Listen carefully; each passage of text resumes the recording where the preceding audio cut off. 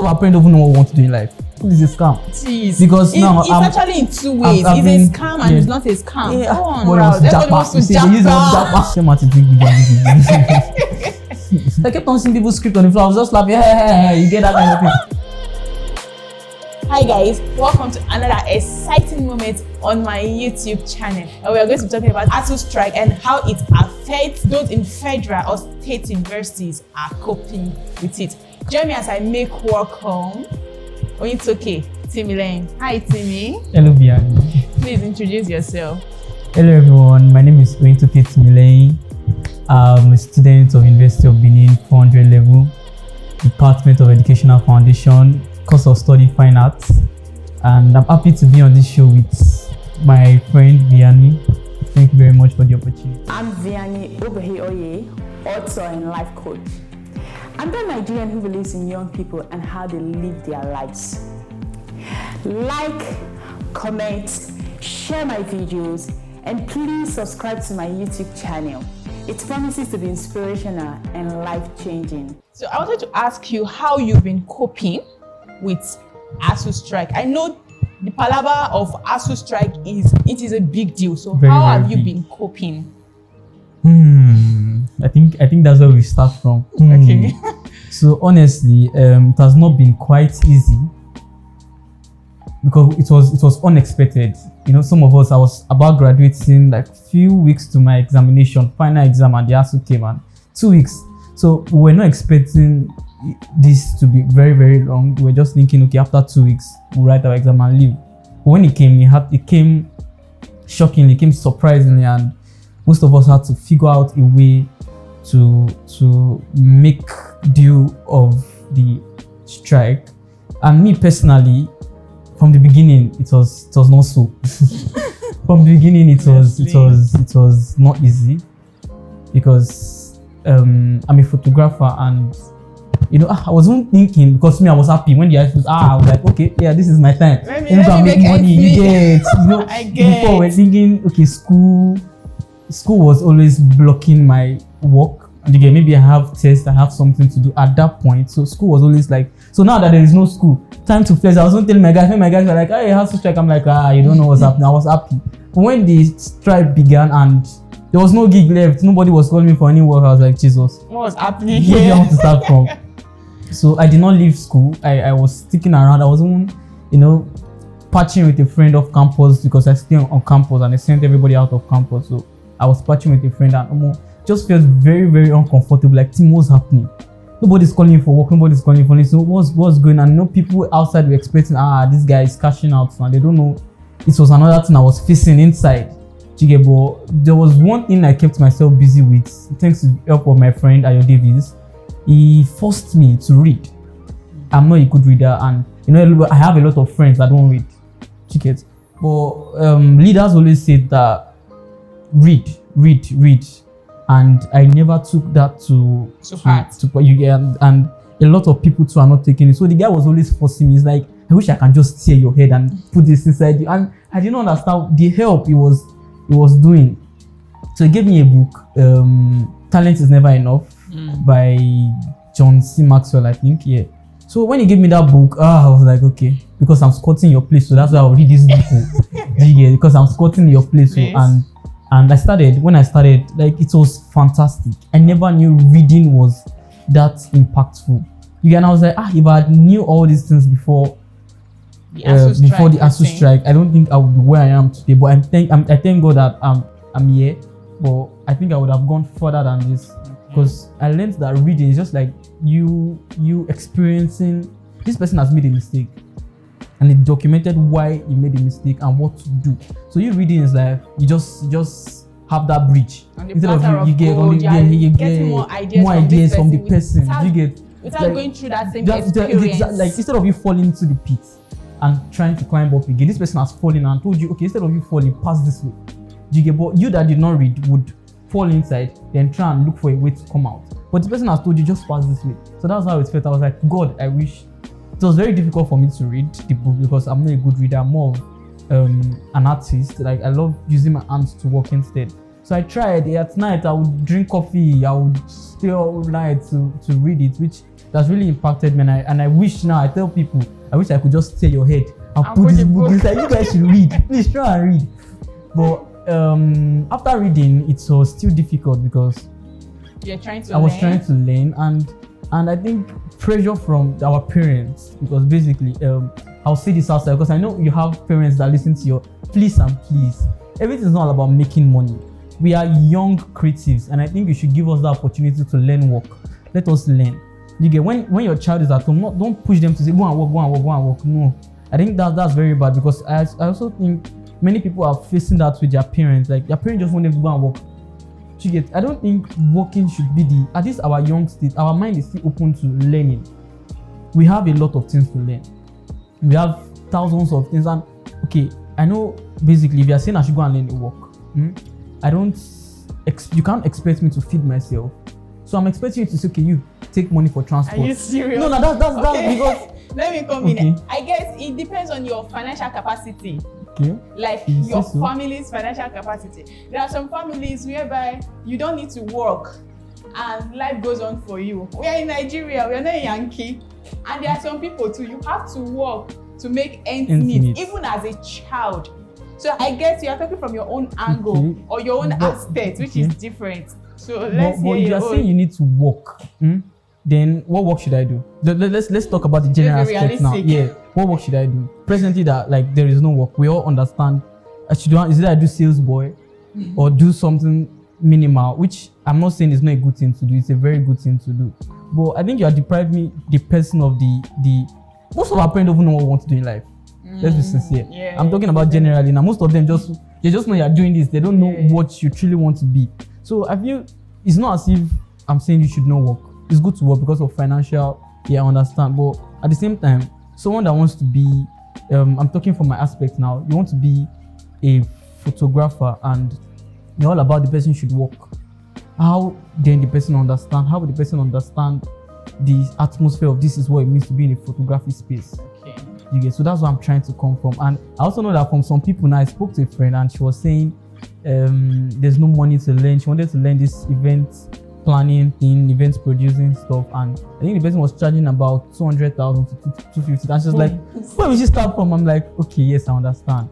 And that kind of situation, I feel maybe we should probably just stick to online, do night plan. I used to do night plan very well. See my eyes, see my eyeballs. Night plan. We do night plan and you go online and at least download some YouTube videos to watch during the day while you're working. So I think the Asuu strike has disadvantages and advantages, because there are many people, I know some people that they're not feeling like the strike because they're making cool money right now. But there is some of us, other of us, that are here crying, please resume. Like, imagine someone that's supposed to, like, you're supposed to be running up by now would have grounded up, and you're still in school. So how long has Asuu strike been on? I guess since February. So let's say about 7 months. 7 months plus. And 7 months. The last thing I saw was that they said that they are still trying to talk about.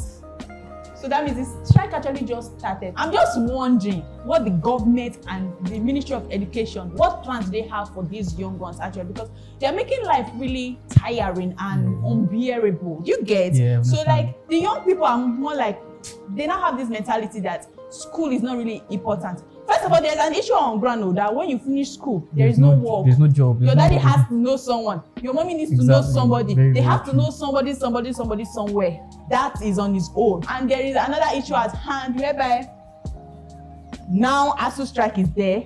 We don't know when they want to cut this stuff off. I think saying school is a scam should not be a bad thing, because I know people say school is not a scam, but for us federal students, school is a scam. It is. Because now it's actually in two ways. It's a scam and it's not a scam. Yeah, go on. That is not a scam, it's somehow, because now basically when I entered the 100 level, I used to be very I was smart. I'm using the word was because I'm no longer smart. I came with this notion of first class. Do you get? Now I entered federal school. 4 years. I'm so and so, like, this is my age. And this is my when age. I'm coming now, this is what I'm going to do. And I'm like, I'm going to graduate before 20. I don't know anything. I did not know this school was going to stress my. So when I entered in 2017, I started, and when my results came out, they used to put it on the billboard outside, so everybody's going to see, oh, this guy failed. And everybody in my class knew, this guy used to be a scholar, like arts meetings. So everybody, like, expecting this guy's results. Then I checked my result and I was seeing F, B, C. How? Ew. And I went to meet the lecturer that, sir, okay, we don't have personal. I don't have personal relationship with my lecturers because my class got like 500 plus in my department. So everybody is so I went to meet my course advisor, sir, this and this and this, and he was like, Kiniko. They just played me. That's not my result. They just played. Before you know, I had another one that had missing scripts. I had a missing script in that one. A missing script in my school is like when 500 students submit their scripts. That day, I even saw my script. Not my script. I saw people's script on the floor. Because once you submit late, it's going to like maybe when the lecturer is rushing. Okay, let's say this was where we wrote the exam. Yes. Then they are going outside. You have to run after them. You have to run after them. So when you're running after them, it falls. That day I just kept on seeing. I was in 100 level now, second semester, first semester. So I kept on seeing people's script on the floor. I was just laughing, hey, you get that kind of thing. Because I was part of the first people that submitted. You get what I mean? Like, when my results came, I saw missing script and I was, what is happening? Yours was one of those. So mine was one of them. I'm like, okay, so I went to the department. Now he said no one uncle, no one this, and I have one uncle that is still. My cousin is also into the old system. Then I told him, and he was like, it cannot happen to this younger brother. We went to the lecturer's office. Lecturer checked, they searched for my results. It involved the visit at that time. They searched for my result. We're not great. When they searched, they said they don't see my result. Hey, imagine. Do you get? The man else explained something. Was like, he himself has close to 3,000 students that is marking. So sometimes he does not mark everybody. He just brings his just brings out the names. It's pencil because my own result now is pencil. It's pencil they used to write out. It just brings out the result and it's like B, C, F. So he said my own head carry missing script. That was what my head carried. The next time I should be praying. So at that time they said, okay, don't worry. We'll look for your script. Just go and rewrite this exam. I wrote it 200 level, I wrote it 300 level, and I'm like, this 400 level, God, please, show mercy. So I don't want to spill over from 100 level for a course that I know. And this is not the first time it's happening. I have a lot of. There was one particular lecturer that failed everybody in my class. We were 30 that did that thing. I think about 32. Then when results came out, we all had carryover. What was happening? Like a whole full department had carryover in the result. I went to meet the man. Do you not believe what happened? This man did not mark our script. When I was not searching for it, let's say this, it was not like, which level? 200 level. He said, which level? He said 200 level. 200 level. Good man. And I should be in maybe 60 to 70. And he was like, 200 level 2, just went to one place, just brought out our script. And like, he did not mark. I'm like, Jesus. So we went to our HOD, and our HOD was like, our HOD said, okay, no problem, we'll fix it, but we have to write it. But we still registered the carryover. When we wrote it, most of us did not read because basically they're going to use our formal results. Then we came for the carryover course. When we wrote it, we still failed. I'm like, hey, Jesus. So those things are making people get tired. If you have money, you pass. Yes. It's a very easy thing. And many if you lecturers have accept money, it. see, that's why you see it go better. We don't hear this. I started hearing this thing from primary schools. It go better. And it never better. I don't get. It's just spiritual people. All these like, okay, our father figures, pastors that are believing in Nigeria. Yeah. They just keep on killing our morale. And I don't know, they just want to kill everything. I just pray that God helps us. God helps us. That's why you see everybody they escape. They are just finding one route. They're just finding one route. Everybody wants to jump out. Everybody wants to jump out. I believe that. I just believe that God will make things good and things go pay off for us because people are trying to work hard. Every Nigerian youth is a struggling. We are all struggling. Hustlers. We're all hustling. But I believe that the story will change, and I believe that, and I'm begging that they should just try. They should try to do everything within their power to ensure that Asuu strike is sorted out. I believe it's not a big deal for me. They can do it. If private schools are working on it, why can't federal and state schools that we are supposed to be looking up to? Exactly. Imagine state and federal are now looking up to private schools. Who does that? Yeah, now I cannot even be proud and be saying, imagine. She gets someone that entered when I was in 200 level, going to 300 level. The person entered, she just entered 100 level, and now she's in 400 with me, and I'm like, Jesus, I cannot even be proud and say I'm you know. Imagine. Nah, they really dealt with us. They just need to compensate us by doing the needful. I know I've talked a lot today. I've talked and talk. So to me, I have one quick one for you. Okay. It's more like, okay, before that, please just advise young people out there. You know, this channel is about inspiration, talking to young people that are falling off track. It could just be a random talk. It doesn't need to be about Asuu, but just talk to someone going through hard times. All right. I think I'm the best person in position to say this because I just finished a phase of depression, mental health issues, and honestly, let me use this word. We might not be there right now, but I feel if we can keep pushing, we would. I think that was one of the major things that kept me pushing. I just felt, okay, Timmy, just calm down. This is not the end of life. Just keep moving. Just keep moving. You're almost there. You're almost there. You know, everybody has to pass through this stage of going down, coming up. So this is your stage. Do you want to jump it, or you want to face it once and for all? And I think we should not look at our colleagues to judge our growth. Yes. Yeah, I think the best way to judge our growth is look at the back. Mm-hmm. We were not there. Who you were yesterday. Yes, and I've moved. Mm-hmm. Okay, if you are looking at another person, it happened to me, and I put myself inside basic, inside the terrible one. It happened to me. I just kept on looking at this. I'm like, this person is doing well. Basically, the person does not have better photos than I do, but I just felt this person was getting richer. The person was having money, was flexing. And people were just, one person was telling me it was NFT, it was this, and I just said, okay, let me go into it. And I carried all my money, put inside, bam. The next thing they said crypto is down, and I'm like, oh, okay, where do I start from? So I felt I was rushing to get. Don't let us push too hard on ourselves. Let's look at the back. Let's look at where we started from. Let's look at where we are going to. And not everybody is going to be a CEO, please. Everybody online doing CEO thing is good. You can start something off with, entrepreneurship is good, but not everybody. Some of us are very good with working under people, while some of us are good working by ourselves. Some of us are good being the boss. Okay, so not everybody should push themselves into being a boss. Please and please. And I think learning, I'll still use the word learning, is a phase. So don't let us, most of us want to jump that phase of just no, you have to settle down, learn under somebody. Even though it's gradual, just learn and that'll be a very good one. Thank you so much. And say thank you, Timmy, for coming. Thank you very much. And thank you for being expressive. Thank you for opening up. That's what I do. Thank you for opening up. It really means a lot. And I know that this will also help people out there that are going through whatever they might be going through. Someone out there will be touched again. All right, so Timmy, I have a quick one for you. It's more like rack your brain or game time. I'm not that smart. Well, yeah. Let's give it a try. We can try.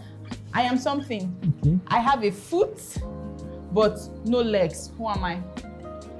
Hey. I am something. I have a foot, but no legs. Who am I? But no legs. Because Martin think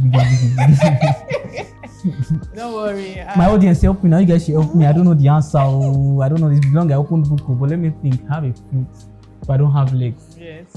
What can that be? What can that be? People behind the camera tell me, give me answer. Let him think. Okay. Without legs. I don't think Time I up. A snail. Oh really? Yes, I did not know. really. I didn't know. That's good. That's good.